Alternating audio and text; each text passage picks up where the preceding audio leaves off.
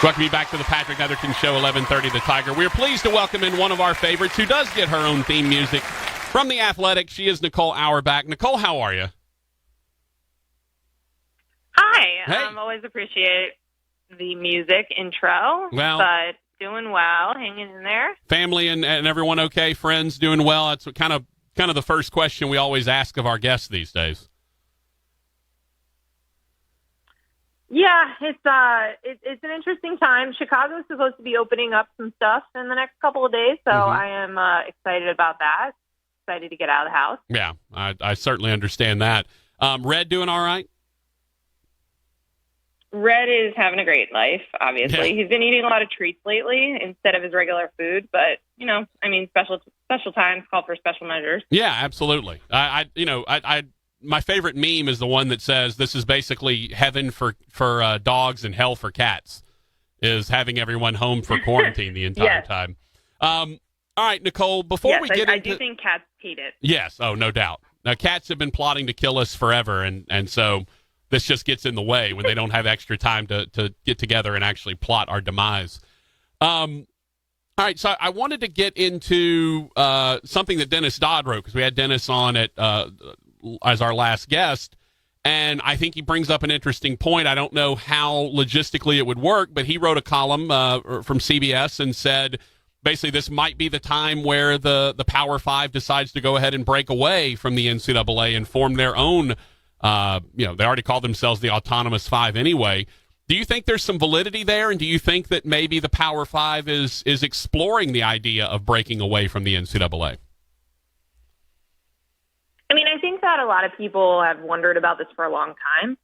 I think that, obviously a few years ago when they formed the Power Five, the Autonomous Five, and basically, asked for that power in the power structure within the NCAA and weighted voting in certain areas and the ability to create legislation that would be permissible from other leagues, but not everyone has to do it. I mean, there were a lot of threats at that point about them splitting off on their own.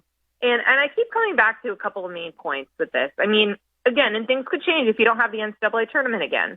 But the idea that you would have an NCAA tournament that would be remotely as possible without Cinderellas is ridiculous. Yeah. And, that's part of what makes it as valuable as it is. And we all know how much money it brings in for the NCAA and for the schools. That doesn't do the same thing if, Illinois is one of the low seeds in a tournament of 65, right? That doesn't work in the same way. And again, that's, if we go another year and there can't be a tournament again, and people are adjusting to different economic realities and things are structured differently, money is going in different places, that's a different conversation. But just fundamentally, that is an important property, is an important event for so many people. And I think that even those in the Power Five, the Blue Bloods, et cetera, they understand that what makes that tournament so great is the Cinderellas. It is that upset potential, the David versus Goliath. So, you got to think about that when you think about preserving Division I as we know it, which includes the little guy. And then another thing is there's a lot of pieces to the puzzle in what the NCAA does. That is, administrative regulations, certifying eligibility, a mechanism for transfers. There's just a lot of rules and regulations and paperwork and things that would need to be done no matter what. So when you think about, the Power Five could just split off, you still need some entity that's going to handle all of that stuff, right? And so it's almost, you can talk about it in a abstract way, but in reality, the NCAA does do a lot of things that are just kind of required for the day-to-day of major college sports to exist. So that's not to say that you couldn't figure out another way to do it, but there would have to be some sort of mechanism that was similar to what the NCAA is doing this. A lot of people made a little bit of maybe a mountain out of a molehill. We'll see. But the idea that today, we managed to get a copy of this letter that the Power Five leaders sent to Congress about name, image, and likeness. And, it's on their behalf. It's their athletes who are going to be most affected by it, et cetera, asking for Congress to get involved and kind of overrule the NCAA on stuff. And people are like, oh, is this going to be a split? And again, it's not exactly that. It's more their interests are different than the rest of Division I on certain topics. So I don't even know if I would take, one letter on behalf of, the 5 power conferences as signs that people are going to split. But, it does, go along with this idea that they are protecting certain interests, and their interests are going to be different than, let's say, an FCS conference in lower Division I. Absolutely. Talking to Nicole Auerbach again. If you want to follow her from The Athletic, at Nicole Auerbach, Auerbach. And that's kind of where I was headed next, was the letter that y'all unearthed, which was basically the Autonomous Five saying, hey, we're running an end around the NCAA. We're, as Dark Helmet always said in Spaceballs, you're going over his helmet. They're going over their helmet and just going right to Congress to try to get this names, images, and likenesses issue resolved. To me, seems like a strike in that regard. And here's why. I've always thought the main issue would be that every one of these conference commissioners thinks they're the number one guy or woman in college athletics, right? Every commissioner thinks they're the top. They're the number one that should be listened to. To have them actually be able to put aside their egos and do something together like this was a bit of a surprise to me, and I think points to the fact that maybe they can come together and put something in place that actually would replace the NCAA.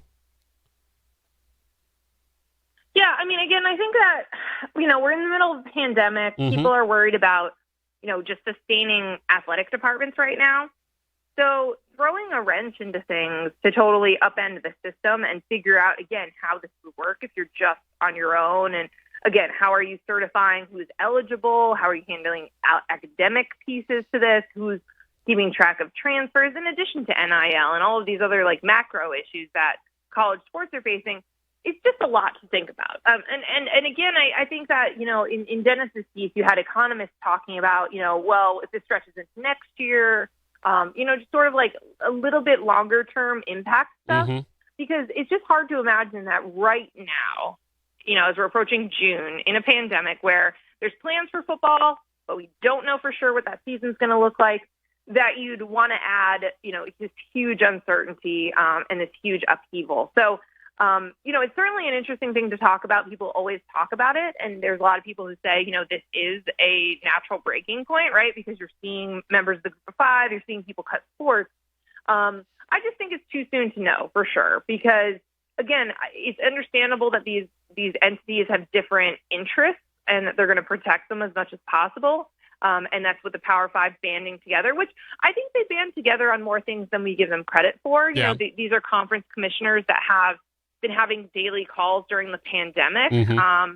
And I think that they do have a lot of shared interests, and especially in cases of name, image, and likeness, when you're talking about, star quarterbacks and where the real money is going to be, they all are going to be touching that.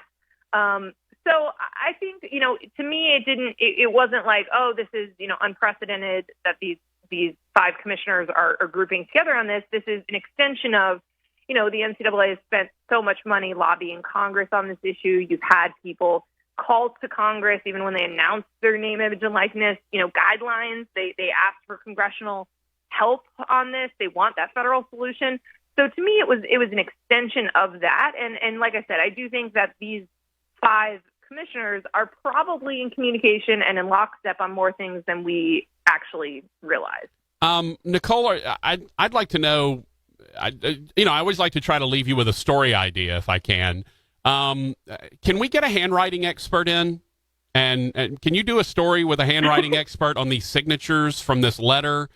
Because there is some real weird expletive going on with these signatures. Bob Bowlesby doesn't have a T in his name, but he's got 7 T's in his signature. Come on, help me out. Do you want me to tell you my theory, which is going to take a lot of wind out of the excitement about this? I guess. Okay. I like wind. I'm pretty sure, to me, this is absolutely a case of, how, if you share a computer, mm-hmm. you can save signatures. Sure. And then paste them in on documents. To me, this reeks of somebody pasting the wrong signature. You think? And that's it. As much as I would love him to have 7 T's in his signature, it seems more likely that the wrong signature was pasted. But I mean, I look at it and I can't even figure out who it could possibly be. Maybe somebody is planning a joke. Who knows? Oh, well, that would be fine. But I mean, Sankey's signature is kind of weird and compact. It's very Larry small. Scott's is very Larry Scott. Larry Scott's very strange and small. Swafford looks fine. Warren looks fine. But I'm telling you, just get a handwriting expert out here and let's get to the bottom. Because look, if, as you know, you are the Nancy Drew of random college football mysteries. So you need to get out there and solve this one. I need to know, is this legitimately Bob Bowlesby's signature, and what does it say about him if it is? I will look into it. Okay. Maybe it's a new nickname we didn't know about. Yeah, I mean, if y'all don't all start calling him Nutty on every or Nutty on every call you have with him, then y'all are all not worth your salt. I'm not good enough to get on a call with Bob Bowlesby, but y'all are. So y'all need to band together and make this happen. Okay. We're talking to Nicole Auerbach from The Athletic. Right. One of the things I'd be interested to see is you've been able to write some interesting pieces. Obviously, a lot of the the nitty gritty stuff that's going on in college athletics and how we're going about reopening and whatever. But you also get to write some fun stuff. How college football and The Bachelor are together, and you got to write about the softball episode of Schitt's Creek. Which makes my producer Rogers shake his head every time I say it on the air. But I'm curious. Do you think that being in this pandemic and without sports has allowed you to be able to write some other stuff, or do you think you would be writing this stuff without it? No, I mean we're definitely we're doing themed projects with The Athletic to help get through this time. So this week was sports on TV, so it was a great opportunity to do things like The Bachelor and their crossover with football athletes and why and how that works. And I think, we got to list off, shows that we love that are sports shows. We got to list off episodes of shows that are normal shows and comedies and dramas that involve sports. So it's been really fun to have that flexibility and ability to write about things that are tangentially sports and are fun and different because, there's only so many updates about, the return to sports. Mm-hmm. That we have right now. I mean, we're in a lot of ways, we're in wait and see mode, and we're waiting for those athletes to get back on campus for voluntary workouts and see what happens next. So it's been fun. But the Schitt's Creek baseball episode is one of my favorite standalone episodes. I just think it's so funny to have a character who's maybe the most unathletic character in all of TV history, become a baseball player and have the game-winning hit. Just a lovely show and a lovely episode. So it was definitely a treat to get to talk to, the one of the actors involved in that. I was waiting for David to show up in somehow a sweater that was actually in team colors and a jersey in a sweater form because he didn't have enough time. He didn't have enough time to prepare. I mean, he was thrown into action. That's true. It was not. He basically was he and his dad both were thrown into action. Pretty crazily. All right, so moving forward now, my biggest concern, Nicole, is that I don't know how you have any sort of a response that is unified to what happens. We see states are opening up at different rates. We see different governors are allowing different things. Conferences are allowing different things. How hard is it going to be when we get to later in the summer and into fall when all of these different states, all of these different conferences, all of these different programs are having to react in such different ways from each other? Well, I think that's going to be the big question. And, as much as we have right now, a fair amount of uniformity of, a lot of places saying that they're bringing back athletes in June or by July 1st. Things are going to go at different paces. There's going to be different regulations or loosening of regulations based on, states and cities in different places in the country, because that's just how this whole thing has gone to close things down and then to reopen as well. So, that's going to be something that happens. And, you've had commissioners and athletic directors already, talking about the idea of what if not everyone in one conference can play. Do you still play? It sounds like That's probably what would happen if there's a majority. So all of those things are things that will need to be worked out as we get closer. But I think people are being, pretty smart about kind of, mapping all of those potential scenarios out, but also not rolling anything out yet until you absolutely have to. Mm-hmm. So I think everyone's pretty optimistic over the last couple of weeks about, these return to play protocols, voluntary workouts, small groups, bringing people back to campus in batches. So they know that, like, obviously if something goes wrong, everything gets shut down. But I think people are optimistic that, if they consult with health experts, they follow the state and local regulations, and, everyone takes this seriously, that we can get into a place where we can talk about those things. And as of right now, like, the start of the season is still on time because, again, people are going to wait until they absolutely have to change things, to do so. So, there's so much that's going to change. Things in the COVID world have changed day to day, week to week, month to month so drastically. But I do think you're absolutely right that this is going to be different depending on where you are, and even just how those leaders feel, the university presidents on those individual campuses feel about stuff. So it's just something to monitor for now. But I do think people are optimistic. They're hopeful. They're going to try to do as much as they can and hope that their athletes are going to do as much as they can. So that the most amount of people can play the most amount of sports possible. And that's true in the pro level as well. So, we'll see how this goes.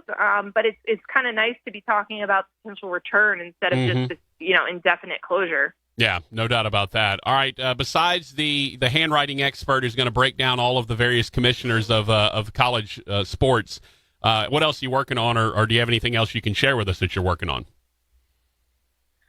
Yeah, got a couple of fun pieces going up next week. One of my all-time favorite topics, mascots.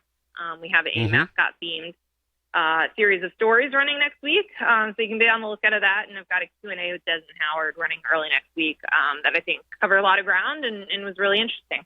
Well, I look forward to your piece about what the signatures say about the various conference commissioners, or at least at the very least, please find out for us if that's Bob Bowlesby's signature or not, or if that was a mistake. Well, we need to know. This is the information we need to know. I will look into it. Nicole, you're the best. Please continue to stay safe. I hope you're able to get out and about a little bit now that stuff's opening back up in Chicago, and we look forward to catching up with you in a bit.